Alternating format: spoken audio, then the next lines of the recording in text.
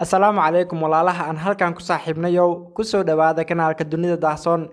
Qisada aan maanta idiin wado waxa ay ka hadlaysaa nin noloshiisa xabsi ku dhameystay. Oo ninku xabsi daa'im miyaa lagu xukumay? Maya, iyadoon lagu xukumin xabsi daa'im ayuu noloshiisa xabsi ku dhameystay. Ninkani wuxuu jecel yahay in xabsiga uu ku noolaado. Wuxuu taagan yahay meel aan xabsiga ahayn ima cuntanto. Malaha ninku ma aha nin fiyow. Waa hadda nin ka doorbiday xorriyad la'aan iyo ciriiri.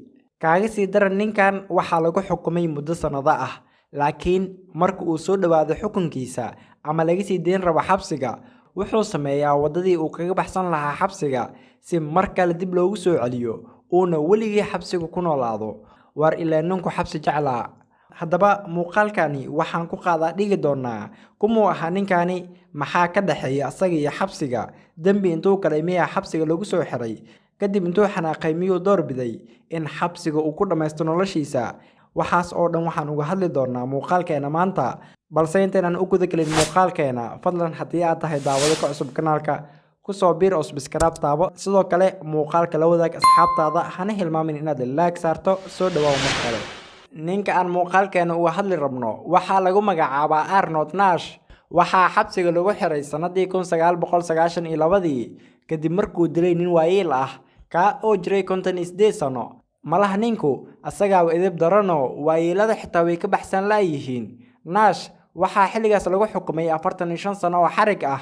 Run ahaantiina waa arrin caaqib xumo ah adoo 20 sano jir ah ama 30 sano jir ah in lagugu xiro xabsi, laguguna xukumo sanado aad iyo aad u fara badan. Laga yaabaa in xabsiga aad ku dhimato ama aad ka soo baxdo adigoo waayeel ah.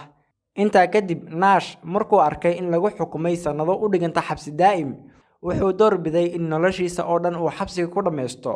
Wuxuu go'aansaday in xabsiga uu ku noolaado xitaa haddii laga sii daayo xabsiga ama ay u dhammaato muddadiisa.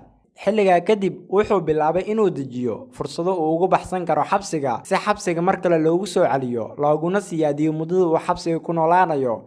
Dhuumashadiisii ugu horeysay ama markii ugu horeysay uu xabsiga ka baxsado waxay ku beegneed bilooyin uun markii ay ugu dhiman yihiin xabsiga. Waqtigaas umaysan dhammaanin xilligii laga sii deyn lahaa xabsiga, balse maxkamaddii ayaa go'aan ku gaartay in Nash la fasaxo kadib markii ay arkeen akhlaaqdiisa iyo sida uu maxaabiista ula dhaqmayo. Waxaa sidoo kale jirtay in mar labaad uu xabsigan ka baxsaday. Xilligaas waxay isla baxsadeen nin kale oo isagana maxbuus ahaa. Sidaan wada ognahay wadamada qaarkood xabsiyada ku yaala maxaabiista waa lagu shaqeeyaa oo shaqooyin kala duwan ayay qabtaan. Qaarkood waxayba qabtaan waxyaabo maanta dunida loo iibgeeyo. Haddaba Nash markuu baxsanayay xilligaa waxa uu sameynayay meel keen ah ayuu keeda ku beerayay, deedna keentii ayuu ku mashquuliyey maxaabiistii iyo ilaaladiiba. Kadib isaga iyo nin kale oo maxbuus ahaa ayaa baxsaday, wayna ka carareen askartii ilaa ay gaari waayeen.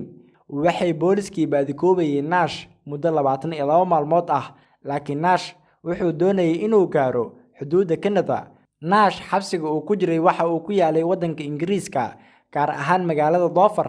Markii ay booliskii ogaadeen in Nash uu doonayay inuu u gudbo xadka Canada, markii booliskii arrinkaasi ogaadeen, waxaa Nash laga daba diray boqolaal boolis ah si loo soo qabto, mar kalena dib loogu soo celiyo xabsiga.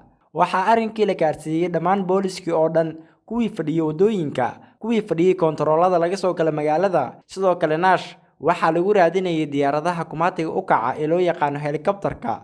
22 maalmood kadib baxsashadoodii, waxaa labadoodiiba dib loogu soo celiyay xabsiga. Isla xabsigii ayaana mar labaad dib loogu soo celiyay oo la dhigay. Markii ugu dambeysay uu xabsiga ka baxsado ama baxsashadii saddexaad waxay ku beegneed Sebtembar 2018. Dabcan waa xilli aad u dhow oo laga joogo muddo 3 sano ah. Markani uu Nash baxsanayo xabsiga waxa ugu dhineed oo kaliya muddo yar oo koobneed. Waxaaba laga yaabaa inay ugu dhineed muddo maalmo ah, waana markii ay la yaabeen dadka. Dabcan macquul ma ahan in qof uu ka baxsado xabsiga iyada oo xabsiga ugu dhiman tahay muddo maalmo ah. Qofkani baxsanayo waa hadda qof ku soo jiray muddo sanado ah. Ma wuxuu u adkeysan waayay dhowr maalmood oo kaliya? Dadka qaarkood ayaa arrinkani ku fasiray in Nash uu doonayay in loo siyaadiyo xabsiga. Kaaga sii daranay xilligan uu baxsanayo Nash wuxuu jiray 65 sano. Dabcan wuxuu noqday nin da' ah. Noloshiisii inta ugu muhiimsaneedna wuxuu ku soo qatay xabsiga. 5 maalmood uun markii ay ka soo wareegatay baxsashadiisii, waxaa dib loogu soo celiyay xabsiga. Waa nin yaab badan dabcan. nin oranayo ha iga daalinina inaad isoo qabataan anna kama daalayo inaan baxsado. Markan uu baxsanayay ee uu maqnaa muddada 5 maalmood ah xitaa waxa aqoonsan waayay booliskii raadinayay sababtoo ah maba ahayn nin meel dheer aaday.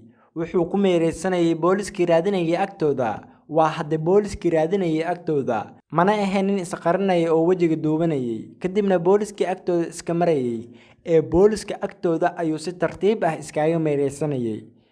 4 maalmood ayuu sidaas sameynayay oo booliska maba uusan ka dheeraaneyn iyaguna way karan waayeen.